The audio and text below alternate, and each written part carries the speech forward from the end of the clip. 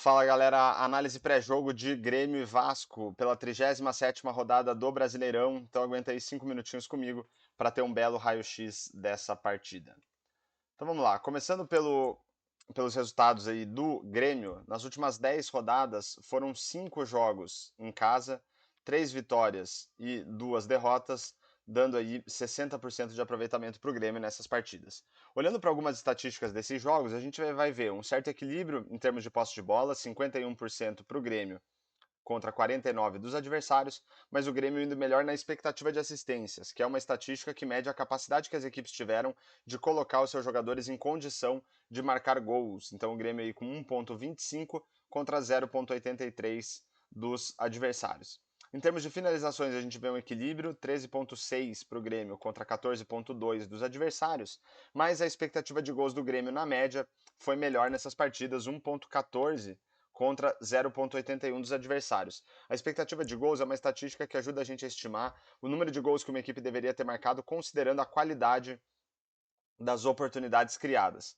E quando a gente considera também a qualidade das finalizações para fazer essa estimativa de gols, a gente vai estar olhando para a expectativa de gols pós-chute, e aí a gente vê um equilíbrio maior em relação à expectativa de gols, né? O Grêmio aqui com uma expectativa de gols pós-chute de 1,62 em média por jogo, contra 1,42 dos adversários. Em termos de gols efetivamente marcados, também uma ligeira superioridade para o Grêmio, 1,4 gols em média por jogo, contra 1,2 dos adversários. Para a gente entender um pouco melhor esses números, eu trago aqui uma graduação para eles que vai desde uma estrela representando números bem baixos até 5 estrelas representando números bem altos, né? Considerando e para essa graduação aí, eu considero também se o time é mandante ou visitante. Então, pelo lado do Grêmio, a gente vê todas as estatísticas aqui com 3 estrelas, menos a expectativa de gols com 2 estrelas, o que dá para a gente uma dimensão aí de um desempenho mediano para o Grêmio nesses jogos. Pelo lado dos adversários, a gente vê algumas estatísticas com 4 estrelas e outras com 3 estrelas, o que mostra um desempenho de mediano para bom dos adversários nesses últimos jogos, mas, né, no geral, todas as estatísticas dos adversários no máximo iguais à do Grêmio, né, em alguns momentos o Grêmio, em algumas estatísticas o Grêmio levou superioridade em relação aos adversários e conseguiu aí um belo aproveitamento de 60%. Olhando agora para o Vasco da Gama, nas últimas 10 rodadas foram 5 partidas fora de casa, uma vitória, uma derrota e 3 empates, dando aí 40% de aproveitamento. Olhando para as estatísticas desses jogos, a gente vai ver um equilíbrio em termos de posse de bola, 51 para o Vasco contra 49 dos adversários. O Vasco indo pior em expectativa de assistências, né? Ou seja, na, na qualidade aí de colocar os seus jogadores em condição de fazer gols, o Vasco foi pior, 0,55 contra 0,82 dos adversários, o Vasco também com menos finalizações, quase 10 em média por jogo, contra 14,6 dos adversários. Mas apesar do Vasco ter menos finalizações, ele conseguiu criar oportunidades boas o suficiente para ficar equilibrado em termos de expectativa de gols. O Vasco com 0,97 e os adversários com 1,02 em média por jogo. Quando a gente considera a qualidade das finalizações, a expectativa de gols do Vasco fica até melhor do que os dos adversários. 1,16 em média por jogo contra 0,87. E em termos de gols efetivamente marcados, o Vasco marcou em média 1 gol por jogo e os adversários 0,8. Para a gente entender um pouco melhor a dimensão desses números, a gente tem aqui a graduação deles, né?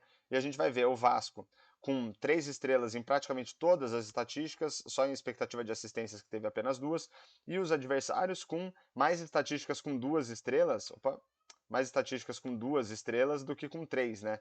Então a gente tem expectativa de assistências, expectativa de gols pós-chute e número de gols marcados com menos estrelas e posse de bola e finalizações com 3 estrelas. Então, enquanto o Vasco ali aparenta ter tido um desempenho mediano na média dessas partidas, os adversários aí com um desempenho de mediano para fraco.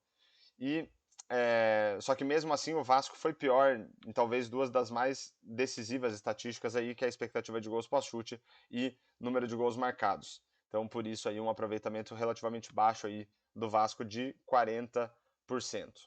E para a gente fechar nossa análise, eu trago aqui palpites de resultado para esse jogo, só lembrando que a ideia não é recomendar nem incentivar apostas, e o que eu fiz foi simular 10 mil jogos entre Grêmio e Vasco, considerando a expectativa de gols e a expectativa de gols pós-chute que Grêmio, Vasco e seus adversários nessas últimas partidas conseguiram produzir. Quando a gente olha para a expectativa de gols, a gente tem um cenário de ligeiro favoritismo para o Grêmio, com 37% de probabilidade de vitória, contra 32% do Vasco e 31% para empate. Quando a gente olha para a expectativa de gols pós-chute, o cenário continua equilibrado, mas se inverte, aí o favoritismo é um pouquinho maior para o Vasco, com 38%, 35% para o Grêmio e 27% para o empate. Então a gente vê aí uma partida que promete ser bem equilibrada. Então, fechamos aí mais uma análise pré-jogo de Grêmio e Vasco. Espero que vocês tenham gostado. Fica o meu pedido para você se inscrever no canal, deixar um comentário, um like e compartilhar esse vídeo. Eu fico por aqui e falou!